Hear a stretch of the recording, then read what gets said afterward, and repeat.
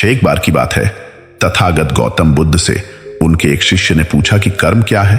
यह सुन गौतम बुद्ध मुस्कुराए और उन्होंने जवाब दिया, कर्म को समझने के लिए मैं तुम्हें एक कहानी सुनाता हूं। इस कहानी को सुनने के बाद तुम सभी ये समझ जाओगे कि फिल्म क्या है।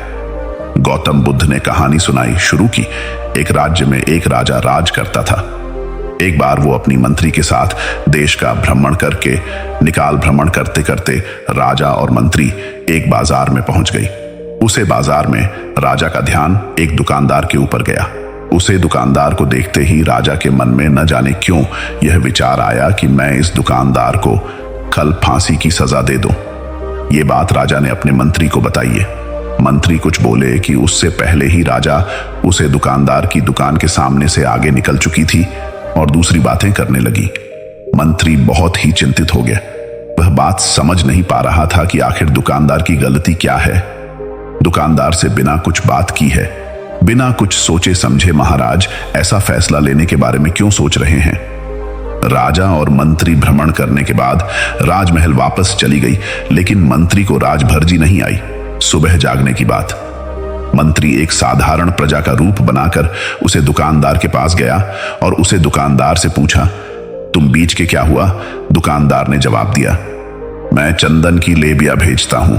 फिर मंत्री ने आसपास के लोगों से दुकानदार के बारे में पूछना शुरू किया। सबने जवाब दिया कि दुकानदार किसी से बोलना नहीं, हमेशा दुखी रहता है। मंत्री को बात समझ में आ गई।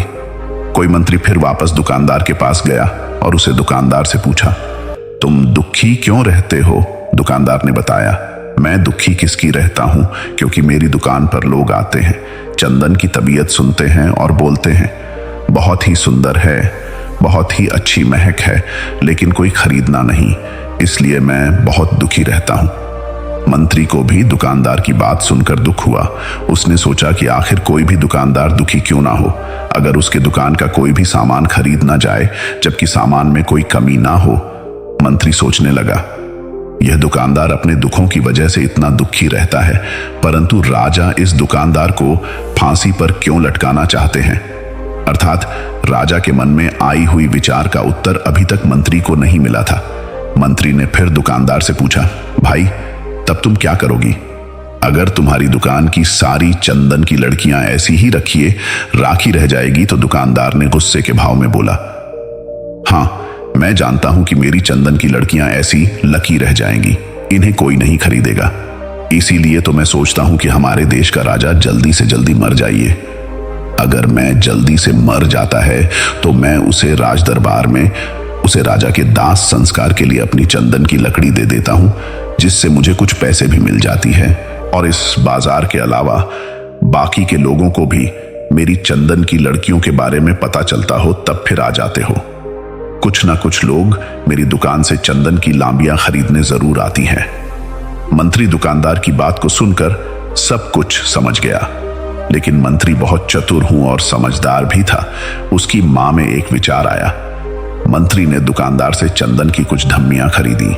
इस खरीदारी से दुकानदार को कुछ पैसे भी मिल गई और मैं थोड़ा कुछ भी हो गया। मंत्री चंदन की लड़कियों को लेकर वापस राज दरबार चला गया। राज्य दरबार पहुंचकर मंत्री ने उन चंदन की लड़कियों को राजा की समक्ष रख दिया और बोला, ही राजन, ये चंदन की लड़कियां उसी दुकानदार ने आपको भीड़ की है, जिस दुकानदार को आप कल फांसी देने के बारे में सोच रही थी। राजा ने उन चंदन की लड़कियों को सुनूंगा और उन्हें उन चंदन की लड़कियों की सुगंध बहुत पसंद आई। उन्होंने कहा, ये चंदन की लड़कियां बहुत ही ज्यादा खुशबूदार हैं। दुकानदार के इस अनोखी भेद से राजा छह और मंत्री को कुछ स्वर्ण मुद्राएं देकर बोली, जो उसे दुकानदार को ईश्वर मुद्रा इनाम में देना और बोलना कि आज के बाद महल में जब कभी भी चंदन की लकड़ी की जरूरत पड़ेगी तब तुम्हारी दुकान से ही चंदन की लकड़ी नहीं जाएगी। यह बात सुनकर मंत्री जी मुस्कुराने लगी तथा सोचने लगी कि अब तो राजा के मन में उसे दुकानदार को फांसी देने का विचार आ रहा हूं। आ ही नहीं सकता, क्योंकि अब तो हमेशा राज दरबार के लिए चंदन की लड़कियों के इंतजाम की जिम्मेदारी है, उसे दुकानदार को मिल गई है।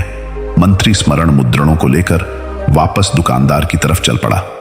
इधर राजा इस विचार भी पड़ गई कि वही दुकानदार तो बड़ा ही अच्छा इंसान है, जिस वक्त मैं उसके बारे में यह सोच रहा था कि मैं इसको कल फांसी दे दूं, तब शायद उसके मन में उसे समय यह विचार चल रहा था कि राजन पहली बार मेरी दुकान के सामने आई है, क्यों ना मैं उनको अपनी सुंदर और खुशबूढ़ा लड़कियों को भेद करो। और आज उसने मुझे फीड भी किया बेवजह कि मैं उसको फांसी देने के बारे में सोच रहा था। इधर मंत्री दुकानदार के पास पहुंच गया।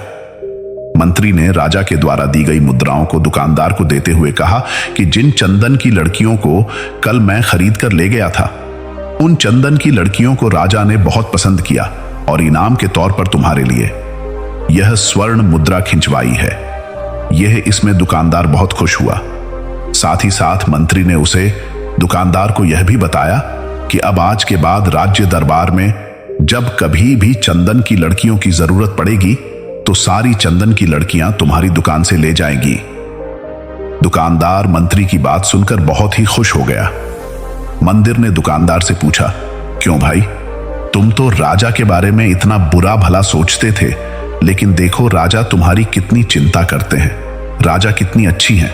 राजा अपनी प्रजा के बारे में कभी भी गलत नहीं सोचती। दुकानदार मंत्री की बात से सहमत हो गया और बहुत दुखी होकर राजा के प्रति अपनी बुरी विचार पर पश्चाताप करने लगा। दुकानदार मंत्री से बोला, मैं कितना गलत सोचता था। राजा के बारे में राजा तो बड़ी ही अच्छे हैं, बड़े ही भले राजा हैं। भगवान करे कि राजा की बहुत ही लंबी आयु हो। यह बात सुनकर मंत्री भी बहुत खुश हुआ। फिर मंत्री वहां से वापस दरबार को चला गया और यहीं पर तगड़ा गौतम बुद्ध ने इस कहानी को समाप्त करते हुए अपने शिष्यों से पूछा कि अब आप लोग बताओ कि घर में क्या है। कम वाणी है तो किसी ने कहा घर में सोचिए, तो किसी ने कहा कम भावनाएं वगैरह वगैरह। अपने सारे शीश जवाब नहीं की बात महात्मा गौतम बुद्ध ने कहा कि इंसान के विचार ही उसके घर में है। हमारे विचार जैसे रहेंगे हम वैसे ही कर्म करेंगे और उन्हें विचारों के द्वारा किए हुए हैं हमारे सुख और दुख के लिए उत्तरदायी होते हैं। अर्थात अगर हमारे विचार ही गलत है तो हमारे द्वारा किए हुए हैं गलत ही होंगे और उनका परिणाम भी गलत ही निकलेगा। इसके परिणाम स्वरूप हम दुखी रहेंगे। अगर हमारे विचार सही रहेंगे तो हम सही कर्म करेंगे, सही कर्म करेंगे तो फिर सही पर मिलेगा, जिससे हमारे जीवन में सुख आता है।